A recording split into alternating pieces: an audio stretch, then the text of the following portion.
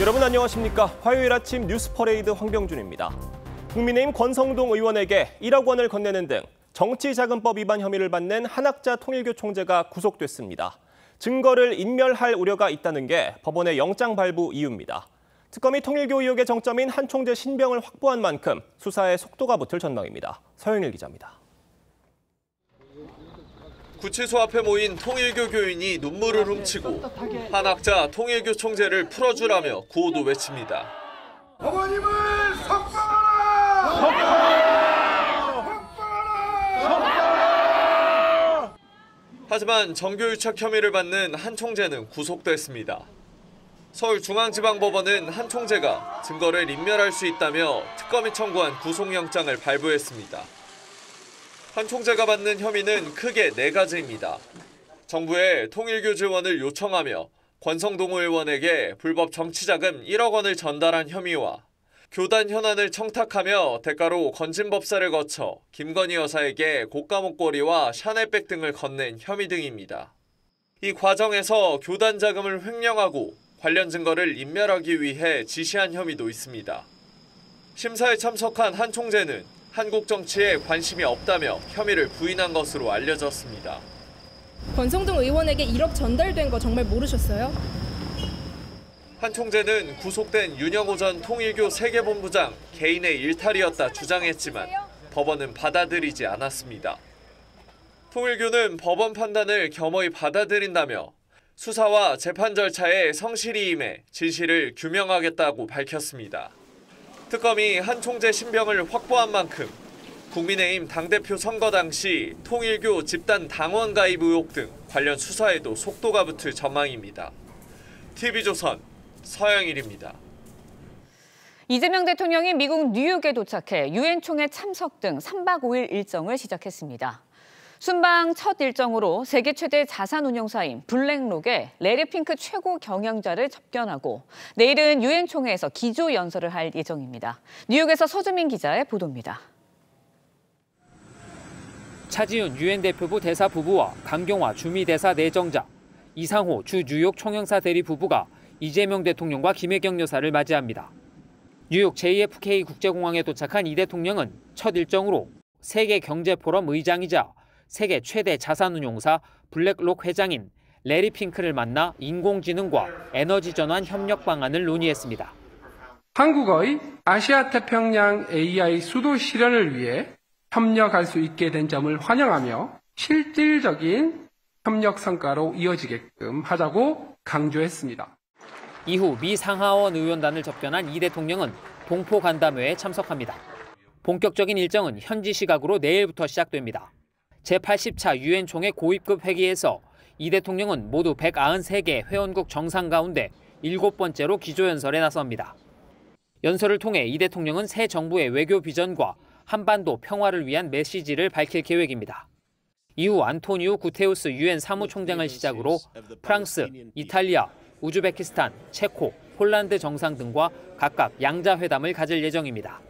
24일엔 대한민국 대통령 최초로 유엔 안전보장이사회 공개 토의를 의장 자격으로 주재합니다. 마지막 날인 25일엔 뉴욕 맨해튼에서 국가투자설명회를 열고 미 월가의 경제, 금융계 인사들에게 한국에 대한 투자를 요청할 계획입니다. 다만 이번 순방 기간 동안 트럼프 대통령과의 양자회동이 열릴 가능성은 현재로선 높지 않습니다. 뉴욕에서 TV조선 서주민입니다. 네, 우리 정부는 북한을 향해 유화 제스처를 계속 보내고 있지만 김정은 위원장 또다시 한국과는 마주 앉을 일이 없을 것이라고 일축했습니다.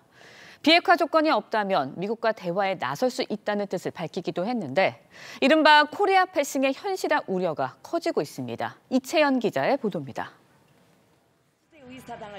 북한 김정은 위원장 전용차가 평양 만수대 의사당에 들어섭니다. 김정은은 우리 정기국회 격인 최고인민회의에서 트럼프 2기 들어 처음으로 미북 대화 가능성을 시사했습니다. 트럼프에 대한 좋은 추억을 가지고 있습니다. 비핵화 집념을 털어버리고 평화 공존을 바란다면 우리도 미국과 마주서지 못할 이유가 없습니다.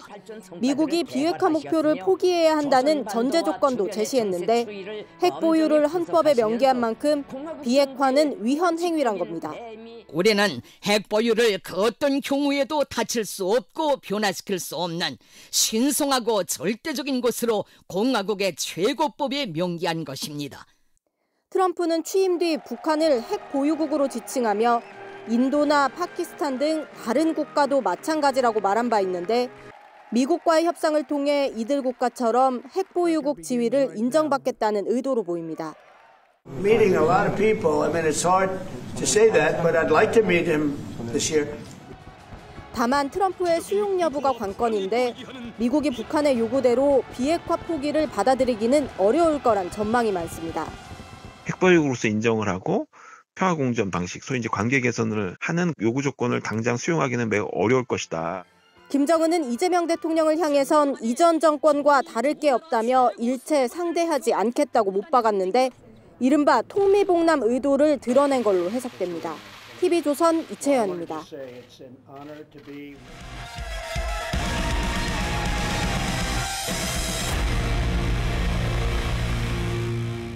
네, 화제 이슈를 콕 집어 파헤쳐보는 아침의 픽입니다. 전해드린 대로 유엔 총회 참석차 방미길에 오른 이재명 대통령이 미국 뉴욕에 도착해 3박 5일 일정에 돌입했습니다. 네, 자세한 소식 김일수 한국군사문제연구원 안보전략실장과 함께 짚어보도록 하겠습니다. 안녕하십니까? 안녕하세요. 네, 안녕하세요. 자, 이재명 대통령이 현지 시간으로 23일입니다. 유엔 총회 기조연설에 나서고요. 24일에는 한국 대통령으로는 처음으로 유엔 안보리 공개 토의를 주재한다고 하는데 이게 외교적으로 어떤 의미가 있는 겁니까? 예, 아무래도 이제 그 총회에서는요 민주주의 회복에 관한 얘기 그리고 이제 대북 정책을 포함한 외교 정책 기조에 대해서 얘기를 할 거고요. 인류 공영에 한국이 어떻게 기여할 것인가 그 세 가지 주제 가지고 말씀하실 겁니다. 그리고 지금 말씀하신 것처럼 24일 날 안보리 회의를 주재하는데요. 한국이 지금 안보리 비상임 이사국이지 않습니까? 작년하고 올해하고인데 그 안보리 회의는 어떻게 이제 주제가 되느냐 하면은 이런 상임 및 비상임 이사국들이 한 달에 한 번씩 돌아가면서 합니다. 마침 이제 이번에 한국이 이제 이 회의를 주재하는 의장국입니다. 그렇기 때문에 대통령께서 이게 회의를 주재하게 되는데 주제는 AI입니다. 그래서 이제 이것이 가지는 의미는 두 가지인데요. 하나는 한국의 국제적 위상이 이제 이렇게 올라갔다는 것을 증명해 주는 그런 중요한 자리가 될 거고요. 두 번째는 이제 AI가 핵심이니까 한국이 AI의 선두국으로서의 어떤 주의를 확보한다라고 하는 그런 것을 이렇게 전 세계에 심어줄 수 있는 그런 의미가 있다 이렇게 봅니다. 네, 앞서서 저희가 리포트로도 전해드렸지만 트럼프 대통령과 이재명 대통령 별도 회동을 가질 가능성 그렇게 높지 않다라고 전해지고 있습니다. 그렇지만 약식 회담을 통해서 뭐 지지분이랑 간세 협상을 좀 이야기할 수 있는 가능성 있을까요? 어떻게 보세요? 뭐 악수 정도는 할 수 있지만 거기까지는 가지는 않을 텐데요. 트럼프 대통령은 두 번째로 기조연설을 하고 우리 대통령 7번째 하거든요. 통상 기조연설이 한 15분씩 배당이 돼 있기 때문에 그러면은 대충 이제 두 분 간의 간격이 한 1시간 반 정도 됩니다. 그래서 끝나고 난 뒤에 의도적으로 서로가 찾아가지 않는 한 이렇게 약식 회담은 있을 수가 없지 않겠는가라고 보고요. 게다가 이제 대통령실에서는 이번에는 한미 정상회담 없다고 그랬고요. 그리고 이제 11월 달에 10월 말이죠. 10월 31일부터 11월 1일까지 하는 경주 에이펙에서 한미 정상회담이 계획돼 있기 때문에 굳이 무리해서 그렇게 정상회담을 할 필요는 없다 이렇게 봅니다. 네, 뭐 짚어주셨는데 유엔 총회 참석부터 다음 달 말입니다. 경주에서 열리는 에이펙 정상회의까지 외교 빅 이벤트가 이어지잖아요. 그러니까 이재명 대통령의 외교 40일 골든타임이 시작됐다 이런 분석이 나오는데 가장 먼저 해결해야 될 과제가 있다면 어떤 게 있다고 보십니까? 아무래도 이제 에이펙 정상회담 21개국이 참여하는 거지만 가장 큰 이벤트는 아마 미국과 중국 사이의 정상회담일 겁니다. 그럼에도 불구하고 한국 입장에서는 한미 정상회담과 한중 정상회담이 굉장히 중요하겠죠. 한미 정상회담에서는 아무래도 이제 관세 협상이라든지 북한의 그 핵 문제라든지 이런 것들이 이제 핵심적이 될 거고요. 그걸 통해서 미래지향적인 그런 포괄적이고 전략적인 한미 동맹을 어떻게 더 발전시켜 나갈 것인가 거기에 대한 논의가 이제 핵심을 이룰 겁니다. 중국 관계에 북한에서도 한중 예. 정상회담은 사실상 시진핑 주석이 한국을 찾은 것은 11년 만이잖아요. 예. 그렇기 때문에 지금 가장 중요한 것은 한중 잠정 조치 수역이죠. PMG라고 하는 데서 지금 중국이 대형 해상 구조물을 건설하고 있잖아요. 이 부분에 대한 이야기, 그리고 한중 FTA, 네. 그리고 이제 우리가 지금 이재명 대통령이 추구하고자 하는 북핵 동결을 포함한 북한의 전반적인 핵 문제에 관해서 중국의 건설적인 역할, 이런 문제들을 얘기를 하면서 결국은 한중 간의 관계가 전략적 협력 동반자 관계를 어떻게 더 심화시켜 나갈 것인가, 거기에 대한 논의가 핵심을 이루지 않겠는가 이렇게 봅니다. 네, 뭐 한미 정상회담, 한중 정상회담, 또 미국과 중국의 정상회담, 여기에 대해서 짚어주셨는데 일각에서 이제 이번 APEC 정상회의가 미국과 북한의 회동의 계기가 될 수 있다, 이런 해석도 나오고 있습니다. 트럼프 대통령이 뭐 알려진 것처럼 노벨 평화상을 굉장히 노리고 있잖아요. 그러다 보니까 북한 비핵화를 언급하지 않은 채 이렇게 정상회담을 할 수 있을지 여기도 관심이 쏠리는데 어떻게 보세요? 이제 이게 과거의 경험이 굉장히 이제 중요한데요. 예. 2019년도 2월달에 베트남 하노이에서 회담이 결렬됐잖아요. 그러고 나서 미국 간의 관계가 굉장히 서먹해졌는데 예. 사실은 2019년도 6월달에 일본에서 G20 정상회의가 열렸고 그걸 이제 G20 정상회의를 계기로 해가지고 트럼프 대통령이 SNS에 글을 남겼습니다. 만났으면 좋겠다. 저기 김정은하고. 그래서 일어난 것이 2019년도 6월달에 판문점에서 깜짝 회동이 있었잖아요. 예. 제가 볼 때는 이번에도 그럴 가능성이 있지 않겠는가라고 보는데 그 이유는 그제 최고인민회의 시정연설을 통해서 김정은이가 한 말이 만일 미국이 이 비핵화에 집착하지 않으면 회담할 수 있다 이렇게 얘기를 했거든요. 그래서 이제 앞부분을 뺀다라고 하면은 중요한 것은 회담할 수 있다라고 하는 거잖아요. 예. 그렇기 때문에 트럼프 대통령 입장에서는 이번에 APEC 참석을 계기로 해서 판문점에서 제2의 김정은과의 판문점 회담이 있을 수 있지 않겠는가, 그런 기대를 하지요. 네, 자, 이 APEC 정상회의를 예. 통해서 어떤 외교적 성과를 낼 수 있을지 지금 주목이 되고 있는데 최근에 이재명 대통령이 외신 인터뷰에서 이 미국 간 핵 동결 합의가 이뤄질 경우에 이를 수용할 수 있다라고 밝힌 이 부분도 좀 논란이 되고 있습니다. 그러니까 북한의 핵 보유를 사실상 인정하겠다는 그런 의미로 해석될 여지가 있다, 이런 우려가 나오는데 어떻게 보십니까? 그런 해석될 여지는 있고 예. 오해일 수도 있고 그럴 수는 있다라고 봅니다. 기본적으로 지금 정부가 추진하고 있는 것이 3단계잖아요. 네. 우선 핵을 동결하고 그다음에 핵을 축소시키고 그다음에 비핵화하겠다. 그러니까 이 이재명 정부가 추구하고자 하는 목표는 비핵화하겠다라고 하는 그 목표는 변함이 없어요. 단지 이제 중간 단계가 필요한 거죠.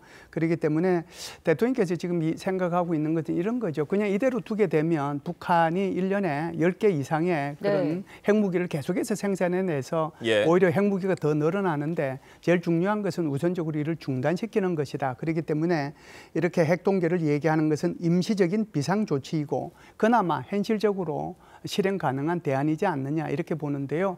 비핵화라고 하는 그 목표는 변함이 없다는 것을 우리는 인식할 필요가 있다 이렇게 봅니다. 네, 예. 비핵화란 목표 변함이 없다 말씀해 주셨지만 김정은 북한 국무위원장은 비핵화란 절대로 있을 수 없다. 그러면서 시간은 우리의 편이다. 이렇게 강조를 했거든요. 예. 어떤 의미가 있다고 봐야 될까요? 김정은이가 이제 비핵화 절대로 안 하겠다라고 하는 것은 어제만의 얘기는 아니고요. 예. 이게 뭐 벌써 김정은이 등장하고 나서 지금까지 계속해서 변함없이 이제 일관적으로 일관성 있게 주장하는 부분이 바로 이 부분이라고 봅니다. 그래서 핵무기 보유했다는 보유국이라는 것을 헌법에 명시했다라고 하는 거잖아요. 그래서 만일에 핵무기를 내려놓고 그렇게 되면은 그 다음에 미국이 어떻게 이제 할지는 세상이 다 아는 일이다라고 얘기를 하면서 절대로 핵무기 포기를 하지 않겠다라고 얘기를 하잖아요. 그래서 만일에 내가 이제 제재를 해제할 목적으로 핵무기 이게 뭐 포기라든지 그 좀 비핵화라든지 이걸 교환한다. 이건 있을 수 없다라고 얘기를 하거든요.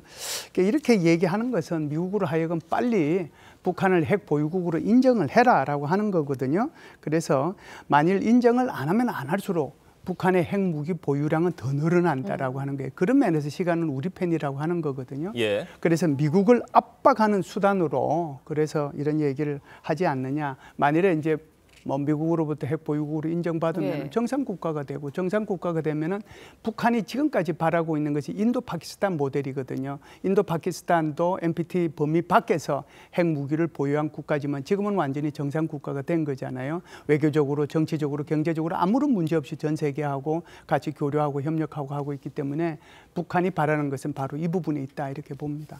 어제 알려진 김 위원장의 발언을 또 보면 네. 한국과는 일체 상대하지 않을 것, 이라고 얘기를 하면서도 트럼프 대통령과는 좋은 추억이 있다 이렇게도 덧붙였거든요. 이거 속내가 뭐라고 보십니까? 전형적인 이제 갈라치기죠. 7월 27일 날 김여정이가 대미 담화를 발표할 때도 똑같은 얘기를 한 거잖아요. 미국하고 이렇게 회담할 수 있다라고 얘기한 건데 그러면서도 불구하고 한국과는 어떻게 얘기했어요? 한국과는 마주 앉을 일도 없고 그 뒤에 담화를 통해 가지고 꿈 깨라 뭐 개꿈이다 이런 얘기까지 했잖아요. 결국은 이제 이것은 북한이 계속해서 주장하고 있는 2023년 말 중앙위원회 전원회의를 통해서 얘기한 적대적 두 국가론의 연장선상이 있다라고 봅니다. 그래서 한국을 아주 반신불수의 기행체로 얘기를 하면서 사실상 식민지 국가로 규정을 하고 있잖아요. 그러니까 완전히 이질화된 다른 국가고 그렇기 때문에 한국과는 여기 마주 앉을 일이 없다. 그리고 나서 이제 북한하고 미국하고의 관계를 개선하고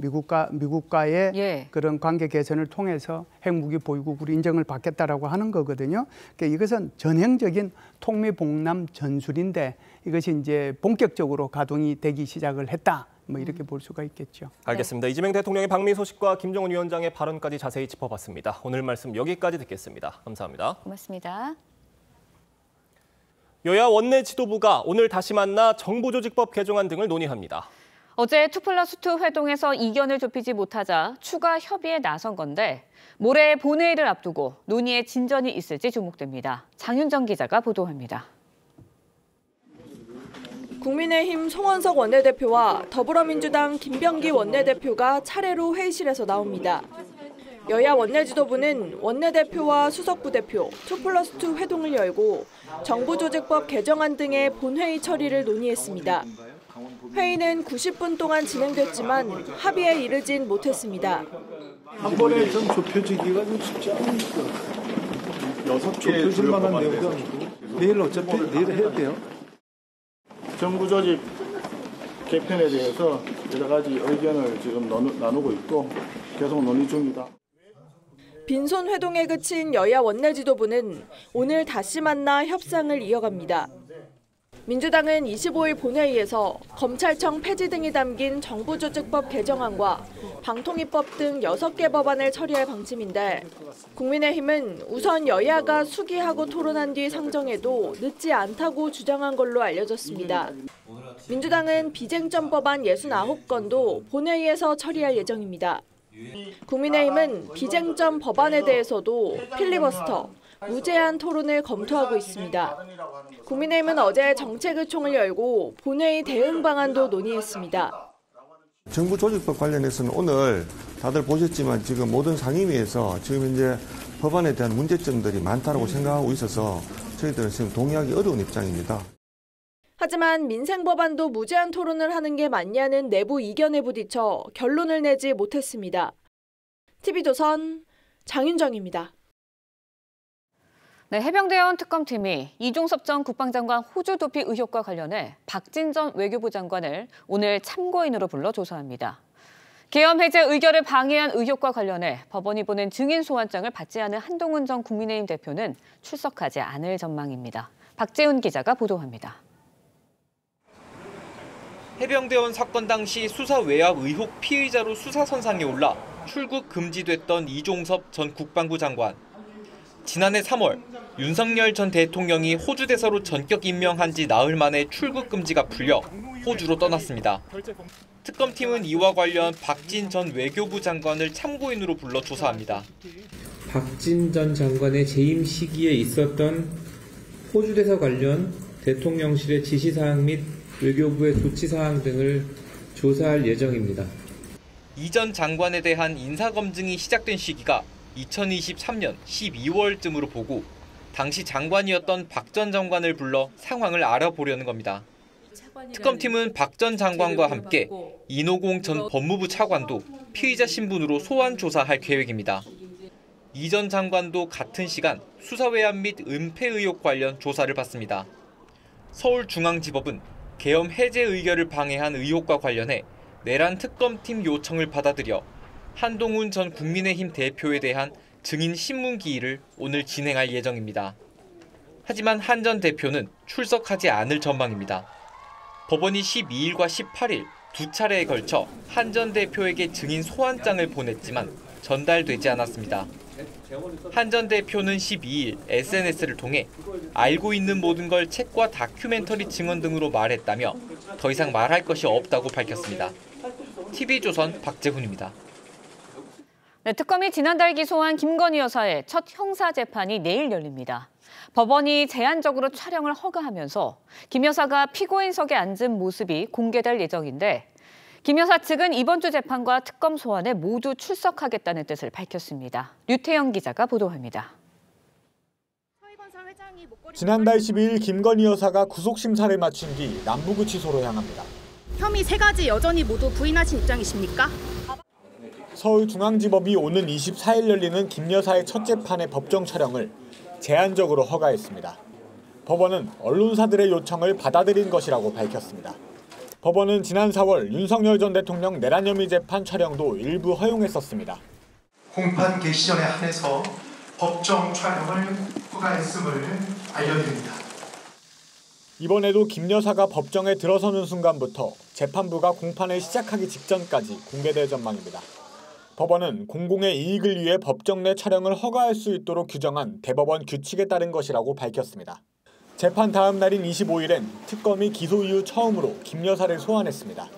김 여사가 김상민 전 검사로부터 이유한화백의 그림을 받았다는 의혹을 확인하기 위해서입니다. 김 여사 측은 TV조선과 통화에서 이번 주 첫 재판과 특검 소환 조사에 모두 출석할 예정이라고 밝혔습니다. TV조선 류태영입니다. 민주당이 국회 법사위에서 조희대 대법원장의 대선 개입 의혹을 규명하겠다며 예고에도 없던 청문회 계획을 일방 처리했습니다. 윤석열 전 대통령 재판을 하고 있는 지규현 판사까지 증인으로 채택했습니다. 소위 관봉권 띠지 입법 청문회에선 또다시 추미애 위원장과 나경원 의원이 충돌했습니다. 고희동 기자입니다. 검찰 폐지 관련 입법 청문회 진행 도중 추미애 법사위원장 등 민주당 의원들이 이른바 조희대 대선 개입 의혹 청문회 안건을 기습 상정합니다. 청문회 증인 참고인 출석 요구의 건을 일괄하여 상정합니다. 국민의힘 의원들이 반발하며 퇴장한 가운데 청문회 실시 계획서는 30여 분 만에 일사천리로 통과됐습니다. 조 대법원장과 한덕수 전 총리, 윤석열 전 대통령 내란 혐의를 재판 중인 지규현 부장판사까지 13명을 무더기로 증인 채택했습니다. 대한민국 헌정사상 유례 없는 대법원장을 불러서 지금 청문회를 빙자해서 사법을 파괴하겠다는 것입니다. 입법 청문회 명분으로 열린 법사위에서 국민의힘은 민주당이 조희대 회동설 등 가짜뉴스를 퍼뜨린다는 비판 문구를 내걸면서 2시간 넘게 파행했습니다. 가올 출자가 아니라 부활 출자. 의원 출자가 붙는 우리 법사위가 돼요. 이렇게 하는 것이 윤석열 오빠한테 무슨 도움이 되십니까? 민주당은 건진법사 관봉권 띠지 분실 사건을 두고 범죄 은폐 시도라며 검찰을 지탄했지만 검찰 증인들은 유실된 것일 뿐 증거인멸은 아니라고 항변했습니다. 검사가 피고인에게 치주하는 자리인가요? 지금 답을 드리고 있는데 왜 계속 말을 끊습니까? 마이크 똑바로 놔요. 마이크도 제가 원하는 위치에 못 놓습니까? 증인으로 출석한 한국은행 발권국장도 관봉권 띠지로 알 수 있는 정보는 제한적이라는 취지로 답했습니다. TV조선 고희동입니다. 만드는 과정에서 띠지가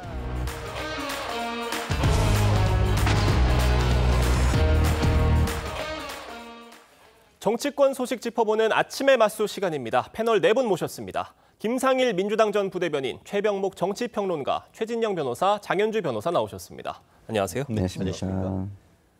네, 통일교 청탁 의혹의 핵심 인물인 한학자 통일교 총재가 오늘 새벽 구속됐습니다. 관련 영상 먼저 보겠습니다. 권성동 의원에게 1억 전달된 거 정말 모르셨어요? 김건희 여사에게 목걸이랑 명품 가방 전달했다는 것도 보고를 못 받으셨던 거예요? 하고 싶은 말씀 없으세요? 권 의원한테 세뱃돈 주셨다고 했는데 얼마 주신 겁니까? 지난 특검 출석에서도 같은 질문을 받았었죠. 권성동 의원에게 1억 전달된 거 모르셨냐라고 질문을 받았었는데 내가 왜 그럴 필요가 있느냐라고 혐의를 부인했었던 한학자 총재였습니다. 그런데 어제는 아무 말도 하지 않았는데 이런 자신의 어떤 혐의를 부인하는 입장이 영장실질심사에서 제대로 소명이 되지 않은 것 같아요. 그렇습니다. 결국은 그 구속에 과 관련해서 범죄에 대한 소명이라든가 도주인멸, 증거인멸의 우려는 검찰 측의 입증 책임이 있는 것 아니겠습니까? 예. 어제 같은 경우에는 검찰이 특검이 굉장히 많이 준비를 했다라는 후문인 것 같습니다. 범죄 소명하고 또 도주 우려, 증거인멸과 관련해서 약 640쪽, 그러니까 굉장히 두꺼운 책 한 권에 해당하는 파워포인트를 준비를 해서 재판장을 설득한 것 같은데요. 말씀드린 것처럼 기본적으로 4가지 범죄 사실에 대해서 소명할 수 있는 증거를 넉넉하게 준비를 했고 더불어서 고령이긴 합니다만 실질적으로 지금 관련해서 2차례 소환을 통보를 했음에도 불구하고 계속 거부를 하다가 돈을 받았다고 지금 의심받고 있는 권성동 의원이 구속되고 나니까 이제 부랴부랴 출석하고 나아가 그것 이외에도 내부적으로 이제 어떻게 보면 실질적인 어떤 총재로서의 역할을 하면서 아래에 있는 사람들에게 어떤 증거인멸에 영향을 미칠 우려가 있다. 이런 점들이 포괄적으로 소명해서 최종적으로는 결국 변호인을 통해 가지고 83세의 고령으로서 도주 우려가 없다, 증거인멸가 없다라고 소명을 했지만 그것보다는 결국은 굳이 어떻게 보면은 불구속 수사를 해야 되냐라고 얘기를 했습니다만 반드시 구속해야 될 필요성이 있다라고 법원은 판단했다라고 해석이 됩니다. 네, 조금 짚어주셨는데 통일교 측에서는 한학자 총재 건강 상태를 이유로 도주 우려나 증거를 인멸할 우려가 없다라고 계속해서 얘기를 해왔었거든요. 이런 점도 법원이 받아들이지 않은 것 같아요. 그렇죠. 구속영장이 발부가 됐다라는 것은 일단 크게 봤을 때 범죄 혐의가 소명됐다라는 것을 전제로 합니다. 근데 영장이 발부되기 위해서는 일단 범죄 혐의가 소명이 돼야 되고 그 이후에 구속의 사유로서 증거인멸의 우려라든지 아니면 도주 우려라든지 이런 부분들이 함께 소명이 돼야 됩니다. 그렇다면 일단 한학자 총재에 대해서는 한 4가지 혐의가 있는데요. 특히 가장 중요한 것은 권성동 의원에게 1억 원이 넘어갔다라는 부분, 정치자금법 위반 혐의와 그리고 건진법사를 통해서 김건희 씨에게 청탁을 했다라는 부분, 청탁금지법 위반 혐의이고요. 그리고 특히 이런 범행에 있어서 통일교 재단 자금을 사용했다라는 점에서는 횡령 혐의까지 지금 받고 있습니다. 이런 부분들을 아마 특검이 관련된 증거를 통해서 범죄 혐의들을 소명했다라고 봐야 될 것 같고요. 이렇게 어느 정도 범죄 혐의가 소명됨에도 한학자 총재가 아마 범행을 계속 부인하고 있는 상황이었기 때문에 이런 경우에는 또 증거인멸의 우려도 있다라고 연결되는 것이 일반적이기 때문에 그런 부분들을 판단해서 법원에서 구속영장을 발부한 것으로 봐야겠습니다. 한학자 총재가 영장실질심사 최후 진술에서 본인이 종교인임을 강조를 했다고 합니다. 나는 초종교적 지도자고 세상에 평화를 전하는데 평생을 바쳐왔다. 이런 입장을 밝힌 것으로 전해졌는데 어떻게 좀 들으세요? 글쎄, 종교인이기 때문에 이제 본인 주장에 대한 신뢰성이 꽤 높다. 이런 걸 아마 강조하고 그러니까 또 증거인멸이나 도주 우려도 없다. 이런 걸 아마 강조해서 구속영장 발부를 피하려고 했던 것으로 보입니다만 이미 통일교 측의 윤용호 전 세계본부장이 이제 진술한 내용들이 굉장히 구체적으로 드러나 있어요. 그러니까 지금 한학자 총재가 이제 전면적으로 부인하는 입장이지만 윤용호 전 세계본부장이 증언한 내용이 워낙 구체적이고 내용상 뒷받침이 많이 되는 것이고 그다음에 본인이 또 직접 2차례나 소환에 불응하고 하는 점들이 결국 영장 발부의 어떤 불가피성 이런 거를 가져온 것 아닌가 이런 생각이 들어서요.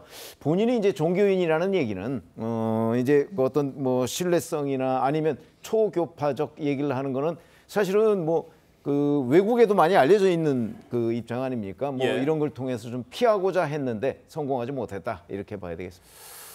결국 이 통일교 의혹의 정점으로 지목되는 한학자 총재가 구속이 된 건데 앞으로 특검의 칼끝이 어디를 향할 것으로 보세요? 일단은 종교 이게 분리가 훼손이 되고 특정 종교가 조직적으로 정치에 관여를 했느냐 이 부분이 굉장히 그쪽을 규명하는데 칼날이 그쪽으로 향할 것이라고 저는 보는데요. 그 이유는 우리가 역사적으로 종교가 분리된 이유가 뭡니까? 종교가 정치에 관여를 하고 주도를 하게 되면 이 정치가 근본주의와 원리주의로 흐르게 됩니다.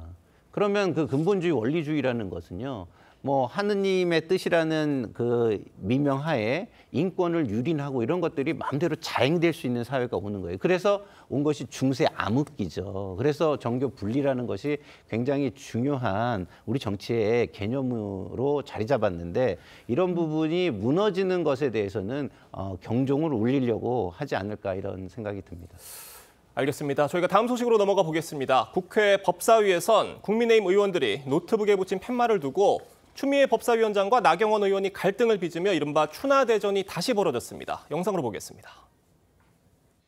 조선 의원님은 가만히 앉아 계시고 오선 의원님께서는 불법 유인물부터 철거해 주시기 바랍니다. 이거 함부로 철거하지 마세요. 이거는 우리 당의 정신입니다. 2차 경고에 응하지 않았으므로 회의의 질서 유지권을 발동합니다. 송석준 의원님, 조배숙 의원님, 나경원 의원님 회장해 주시기 바랍니다. 이렇게 하는 것이 윤석열 오빠한테 무슨 도움이 되십니까, 나경원 의원님? 가올 출자가 아니라 부활 출자. 이건 출자가 붙는 우리 법사위가 돼요. 누가 출자예요, 누가? 다 조치하십니다. 자, 그야말로 또다시 아수라장이 된 법사위 상황 보셨습니다. 추미애 법사위원장이 나경원 의원을 향해서 윤석열 오빠라는 표현을 써가면서 얘기를 했습니다. 이거 상당히 모욕적으로 들렸을 수 있을 것 같아요. 아니 어제 그 추미애 의원과 나경원 의원 간의 갈등, 그거는 사실은 조희대 대법원장 등 여러 가지 최근의 정치 현안과 관련한 일입니다.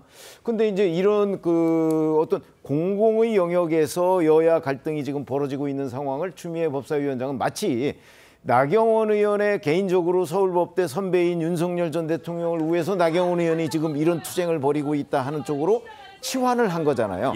지금 말씀하셨듯이 바로 나경원 의원을 제가 보기엔 아주 사적 영역으로 치환을 함으로써 그 개인에 대한 모욕적이라고 그 저는 판단이 되거든요. 그래서 공적인 영역의 일을 사적인 영역으로 이렇게 해서 나경원 의원을 모욕하고자 하는 그런 의도가 명확해 보인다. 그렇다면 나경원 의원이 반발하는 데에 대한 명분도 저는 뭐 충분히 확보가 되는 것 아닌가, 오히려 그런 생각이 듭니다. 물론 서울대 법대 말씀해 주신 것처럼 서울대 법대 79학번, 82학번 선후배 관계인 건 맞는데 윤석열 오빠라고 얘기를 했습니다. 어떻게 들으셨습니까?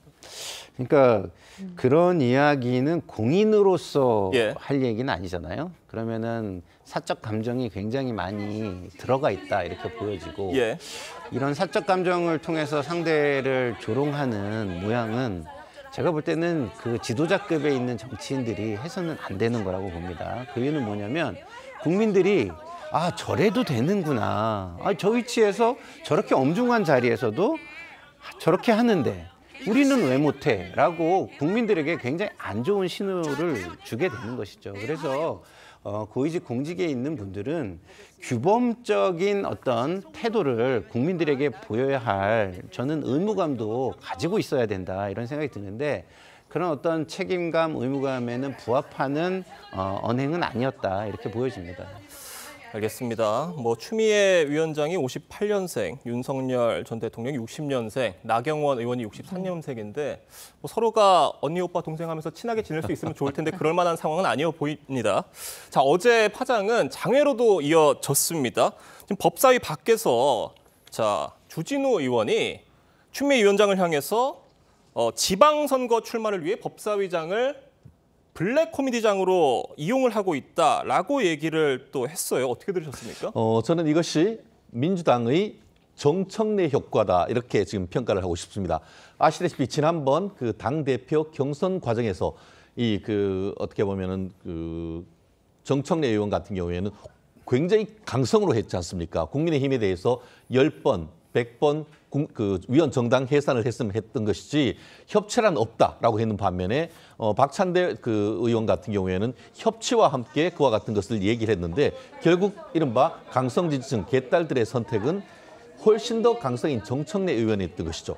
결국 그런 점에 비추어서 추미애 의원의 자기 정치다라고 지금 얘기하는 것 아니겠습니까?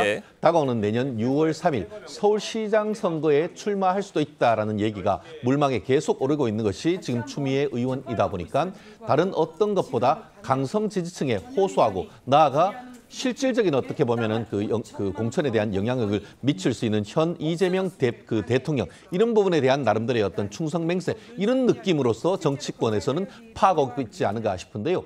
말씀드린 것처럼 그것은 자기 정치하는 자리가 아니고 국회에 사실상 상원 역할을 하면서 조화를 이끌어내야 되는 자리란 것 명심해야 되지 않을까 생각합니다.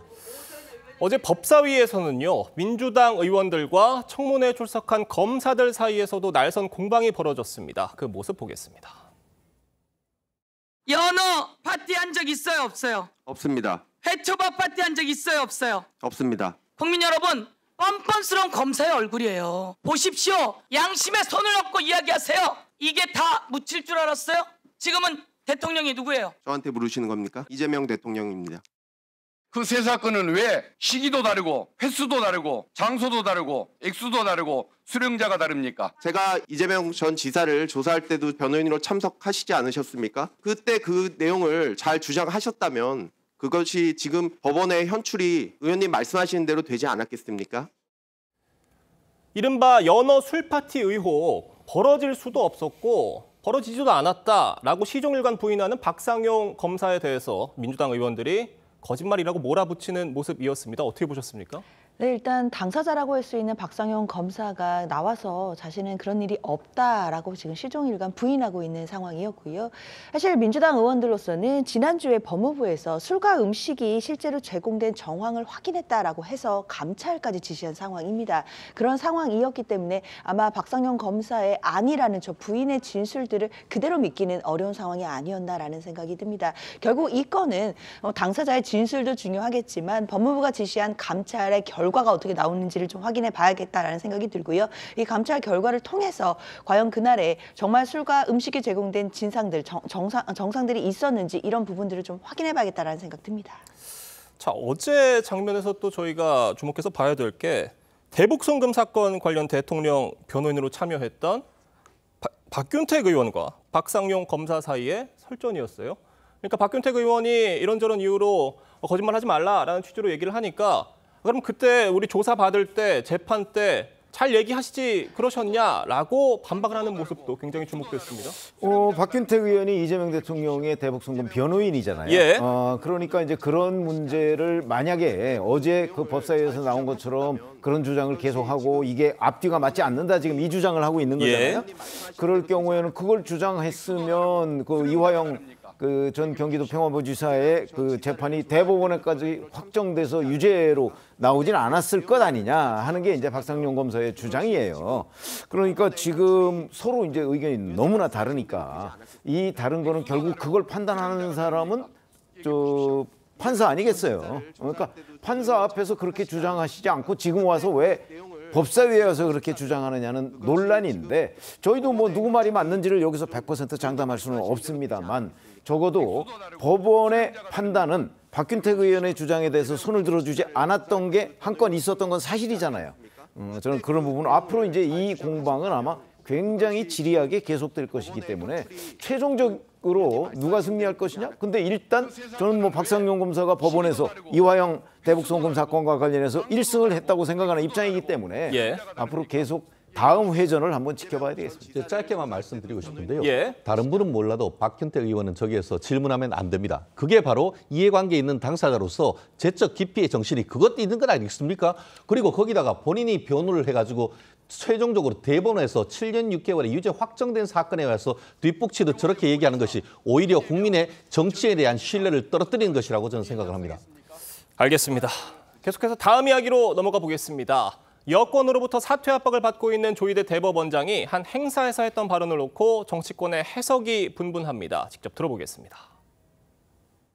세종대왕께서는 법을 왕권 강화를 위한 통치 수단이 아니라 백성들의 삶의 질을 향상시키고 그들의 권리를 보장하는 규범적 토대로 삼으셨습니다.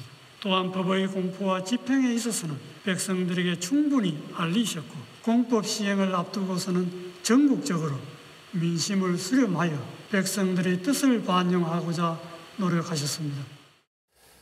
세종대왕은 법을 왕권 강화를 위한 수단으로 삼지 않았다. 이 발언, 이 사법부를 둘러싼 현안과 결부짓지 않을 수가 없어 보입니다. 어떻게 보십니까? 아니 어제 조희대 대법원장이 얘기한 저 자리가 세종 국제 컨퍼런스예요. 예, 맞습니다. 그러니까 세종대왕의 법치에 관한 그 토론을 이제 시작하는 날이기 때문에 오늘까지 하잖아요. 그러니까 저기에서 이재명 정부에 대해서 조희대 대법원장은 단 한마디도 하지 않았어요. 근데 이제 사람들이 최근 여권이 조희대 대법원장에 대해서 가하고 있는 여러 가지의 사퇴 압박, 사퇴 공세, 이거와 이제 저 세종 국제 컨퍼런스에서 나온 조희대 대법원장의 발언을 연결지어서 하는 거는 해석의 영역이지, 그게 뭐 조희대 대법원장이 이렇게 주장을 했기 때문에 잘했다 잘못했다의 영역이 아니에요. 예. 그런 점에서 본다면 여당이 왜 이렇게 계속 이 문제 가지고서 조희대 대법원장에 대해서 평가를 그렇게 박하게 할까? 뭐 저는 결국 재발절인 것 아닌가? 뭐 이런 생각이 듭니다. 어떤 조희대 대법원장은 직접적으로 어떤 발언도 하지 않았다라는 그런 말씀이신 거잖아요. 자, 민주당에서는 오만한 궤변이라는 반발이 나왔습니다. 이 논란이 된 조 대법원장의 발언 내용 어떻게 들으셨어요? 저는 법은요, 원래 약자를 위해 존재하는 거예요. 그리고 뭐 또 한 얘기 중에 예측 가능성에 대한 이야기를 뒷부분에 하잖아요. 그 예측 가능성을 주기 위해서, 약자들에게 예측 가능성을 주기 위해서 법이 존재하는 겁니다. 그렇지 않다면 권력자가 마음대로 힘을 휘둘른다. 그러면은 동물의 양육 강식 세계를 그냥 놔둬도 되는 것이죠. 그거를 넘어서기 위해 인간은 법을 만들고 약자들에게도 예측 가능성을 주기 위해, 규범적 토대를 주기 위해 만들어진 것입니다. 너무 당연한 얘기죠. 너무 당연한 얘기를 하고 있는데 그것이 불편하다. 그거는 저는 좀 이해하기가 좀 어렵고요. 그리고 설령 불편하다 하더라도 저는 이렇게 생각합니다. 권력이 불편하면 불편할수록 일반 국민들은 편해진다는 게 저의 생각이에요. 예. 그러면 권력이 불편한 걸, 모든 걸 싫어해서 불편한 걸 전부 다 제재할 수 있다면 그 세상 역시 저는 평화롭고 민주적인 세상은 아니다라고 봅니다. 그래서 권력을 가진 쪽에선 좀 불편한 게 있어도 이게 좀 우리에게 불편한 얘기를 하는구나라고 생각하고 그 의미를 새기려는 자세를 가져야 앞으로의 선거나 국정을 운영해 가는데 국민의 동의를 얻기가 훨씬 더 쉽지 않을까, 이렇게 말씀을 드립니다. 네. 이런 상황에서 어제 법사위에서는요, 조희대 대법원장에 대한 대선 개입 의혹 청문회를 열기로 의결을 했습니다. 오는 30일 날 열기로 의결을 했는데 이게 굉장히 기습적으로 이루어졌고 심지어는 지도부와 사전 협의도 없었다는 것으로 지금 알려지고 있거든요. 어떻게 보십니까? 그렇죠. 뭐 지도부와 사전에 협의가 없었다라는 보도가 나오고 있기는 하는데, 사실 이 부분이 지도부와 뭐 물밑에서 협의가 있었는지 이 부분을 좀 확인해봐야겠다라는 생각은 듭니다. 아무래도 대법원장에 대해서 청문회를 열어서 불러서 물어본다라는 이 형식 때문에 여러 가지 지금 논란이 제기되는 것으로 보이기는 하는데요. 그러나 이 형식을 떠나서 사실 대법원에서 지난 5월에 공직선거법 위반 사건에 대해서 전원합의체 회부된 지 9일 만에 신속하게 파기환송심으로 파기환송의 결정을 내린 것 자체가 법조계에서 봤을 때도 너무 이례적으로 빠른 선고였다라는 평가들이 있었습니다. 그렇기 때문에 대법원이, 그리고 대법원장이 대선에 개입하려고 했던 것이 아니겠느냐라는 의혹들이 제기된 바가 있었던 것도 사실이고, 그렇다면 대법원장으로서는 그때 그 판결에 대해서는 국민들께 경위에 대한 설명을 해야 되는 것이 아닌가라는 것이 민주당의 입장이기 때문에 그런 부분에서 이 청문회가 의결된 것이다라고 생각해야겠습니다. 지금 민주당에서는 조희대 대법원장을 증인으로 채택을 하면서도 이 회동설이 지금 문제가 돼서 청문회를 열겠다라는 주장인데, 그 회동설을 처음 제기한 열린공감TV 관계자는 증인으로 채택을 안 했습니다. 이 지점은 어떻게 보십니까? 저는 이른바 추미애 청문회는 제2의 드루킹 사건이 될 가능성이 높다라고 생각을 합니다. 예전에 전전 대선 과정에서 추미애 의원께서 대선 댓글 조작 의혹이 있다라고 하면서 드루킹 특검을 했지만 나중에 구속된 사람은 민주당의 김경수 경남지사였습니다. 이게 비슷한 건 아니겠습니까? 지금 의혹을 제기를 하는데 의혹을 제기했던 본인이라고 할 수 있는 열린공감TV는 증인 채택조차 하지 않으면서 계속 어떤 근거 없는 정치 공세를 하고 있습니다. 그럼 불러서 조사를 해가지고 이제 수사가 진행되면 어디에 가겠죠? 결국은 열린공감TV 직접 법원에 나와서 선서하고 했을 경우에는 위증이 될 가능성이 있으니까 거기 부르지 않는 건 아니겠습니까? 하지만 이것이 단순한 정치 공세를 넘어서 이미 법적인 부분으로 넘어갔기 때문에 그렇게 될 경우에는 이 사안에 대해서 최종적으로 누가 다칠 것인지는 저는 지켜봐야 된다고 봅니다. 네, 그 회동설을 제기한 서영교 의원과 부승찬 의원에 대해서 국민의힘은 고발에 나섰는데 관련 수사가 어떻게 진행될지 두고 보도록 하겠습니다. 오늘 네 분 말씀 여기까지 듣겠습니다. 감사합니다. 검찰이 대전의 한 초등학교에서 8살 김하늘 양을 살해한 명재환에게 사형을 구형했습니다. 계획 범죄인데다 반성의 기미가 없다고 이유를 밝혔습니다. 이승훈 기자입니다. 파란색 모자로 얼굴을 가린 채 경찰차에 오르는 48살 전 초등학교 교사 명재환. 사대리학 하실 말씀 없나요? 왜 끊으셨나요? 5개월 넘게 구속 상태에서 재판을 받아온 명재환에게 검찰이 법정 최고형인 사형을 구형했습니다. 검찰은 명 씨가 86차례 반성문을 제출했지만 반성의 기미가 전혀 보이지 않았고 범행 전 인터넷으로 살인 방법을 검색하고 흉기를 미리 구입하는 등 치밀하게 계획했다며 구형 이유를 밝혔습니다. 피해 아동의 유가족은 뼈에 사무치는 심정으로 엄벌을 희망하고 있다고도 했습니다. 뭐가 잘못이 있어요. 그냥 죽었어요. 선생님 따라가서 죽었어요. 검찰은 심신미약 상태였다는 명 씨 측 주장도 반박했습니다. 정신의학과 전문의 자문 결과 범행 전후 행동으로 볼 때 자신의 범행 의미와 결과를 충분히 예견했다는 겁니다. 그러면서 가정 불화에 따른 소외와 직장 부적응 등으로 증폭된 분노를 해소하기 위해 약자인 초등생을 잔혹하게 살해한 이상동기 범죄라고 판단했습니다. 명재환은 최후 진술에서 유가족에게 깊이 사과드린다면서도 정신과 진료를 받아오면서 판단력이 떨어져 병리적인 상태였다고 주장했습니다. 재판부는 심신미약에 의한 범행인지 신중하게 판단하겠다고 밝혔습니다. 명 씨에 대한 1심 판결은 다음 달 20일 내려집니다. TV우선 이수훈입니다. 바다에 고립된 노인을 구하고 순직한 고 이재석 경사의 연결식이 엄수된 지 일주일이 지났습니다. 유족들은 철저한 수사를 통한 책임자 처벌을 거듭 요구하고 나섰는데 수사 대상인 이 경사의 상관이 사고 갯벌로 들어가 특공대까지 출동하는 소동이 빚어졌습니다. 구자형 기자가 보도합니다. 고 이재석 경사의 어머니가 먼저 떠나보낸 아들의 이름을 목 놓아 부릅니다. 재석아, 엄마 왔어. 재석아, 너 없는 하루하루가 너무 힘들고 고통스러워. 평소 이 경사가 좋아했던 통닭과 커피를 싸들고 사고 지점을 찾은 유족들은 거듭 책임자 처벌을 요구했습니다. 명명백백하게 밝혀주시기를 바랍니다. 조사를 철저하게 해서 조사 받고 죄 있는 사람들은 죄 받았으면 좋겠습니다. 그런데 이 경사를 홀로 현장에 내보낸 혐의로 수사를 받아야 하는 영흥파출소 당직팀장이 약속도 없이 찾아와 유족들이 반발했습니다. 재석이 저한테도 너무 소중한 존재였다고요. 장례식장에 와갖고 네가 한마디라도 했어? 미안하다 했어?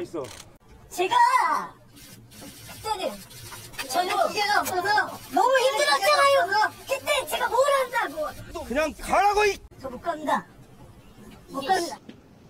팀장은 국화꽃을 두고 오겠다며 사고 갯벌로 걸어 들어가 해경 특공대가 출동하기도 했습니다. 검찰 수사팀은 이곳 영흥파출소에서 고 이재석 경사와 함께 근무했던 동료들을 상대로 참고인 조사를 벌이고 있습니다. 이들에 대한 조사가 끝나는 대로 업무상 과실치사 혐의를 받는 당직팀장과 당시 영흥파출소장, 전 인천 해경서장 등도 소환할 방침입니다. 국과수는 이 경사의 휴대전화를 확보해 포렌식 작업에 착수했습니다.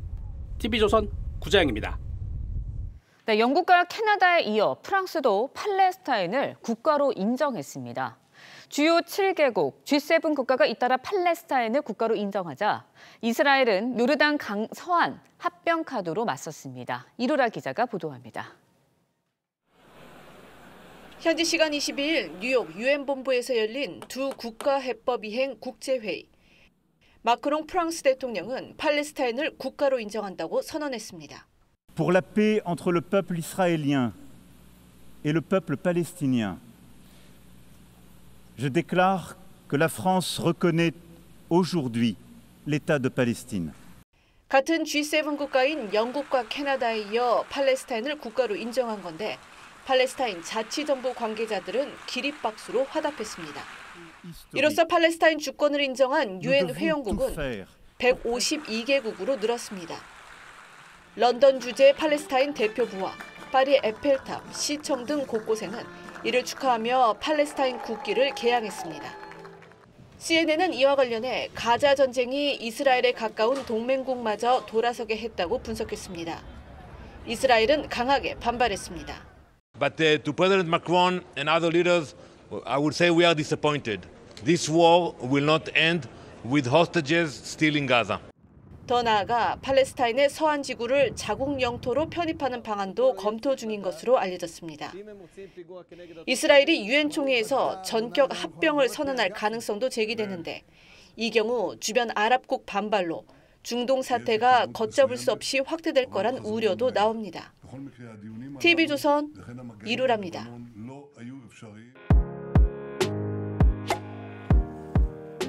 렌즈에 담긴 그 순간 그 의미를 짚어보는 시간이죠. 사진 기자가 선택한 아침의 한 장입니다. 오늘은 조선일보 사진부 오종찬 기자와 함께합니다. 안녕하세요. 오늘 아침에 볼 사진 어떤 건가요? 네, 에이펙 정상회의를 앞둔 김해공항에서 항공기 사고 대응 훈련이 펼쳐지는 장면입니다. 전 세계 주요 정상들이 참석하는 에이펙 정상회의가 다음 달 경주에서 열리는데요. 이를 앞두고 대테러 훈련이 한창입니다. 사진으로 만나보시죠. 부산 김해공항에서 열린 민관군 합동 항공기 사고 대응 훈련입니다. 귀빈이 탑승한 항공기의 화재 상황을 가정해서 훈련이 펼쳐졌는데요.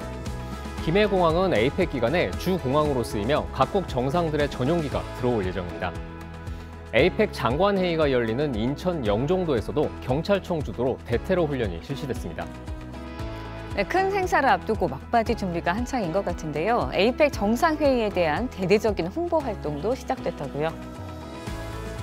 네, 어제 대구시와 경북도는 에이펙 정상회의 성공 개최를 기원하는 홍보 열차의 운행을 시작했습니다. 경주 에이펙 정상회의 홍보 열차가 대구 칠곡 차량기지를 출발하고 있는데요. 에이펙 정상회의의 성공 개최를 염원하는 메시지를 담아서 디자인됐습니다. 이 열차는 정상회의가 끝나는 11월 1일까지 대구 도시철도 3호선 전 구간에서 운행할 예정입니다. 네, 최근 국제 정세와 맞물려 각국의 치열한 외교전이 펼쳐질 것 같은데요. 잘 치러냈으면 하는 바람입니다. 지금까지 아침의 한 장이었습니다. 오늘은 낮과 밤의 길이가 같아진다는 절기추분입니다. 이때를 기점으로 밤의 길이가 점차 길어지면서 여름이 가고 가을이 왔음을 실감할 수 있는데요. 이럴 때 일교차가 커지기 때문에 감기에 걸리지 않도록 조심해야 합니다. 내일과 모레 전국에 가을비가 내립니다. 비는 오늘 오전 제주에서 시작돼 밤에는 남해안, 내일은 전국에 확대될 텐데요. 모레까지 수도권을 비롯한 서쪽 지역 중심으로 최대 80mm 안팎의 많은 비가 내리겠습니다. 오늘 전국 하늘빛은 대체로 흐린 가운데 오전까지 대구와 경북에는 약한 비가 내리겠고요. 남부 해안을 중심으로 바람이 강하게 불겠습니다. 현재 기온 보시면 서울이 19.2도, 대구 17.2도로 시작하고 있고요. 한낮에는 서울이 27도, 대구 25도, 제주 28도 예상됩니다.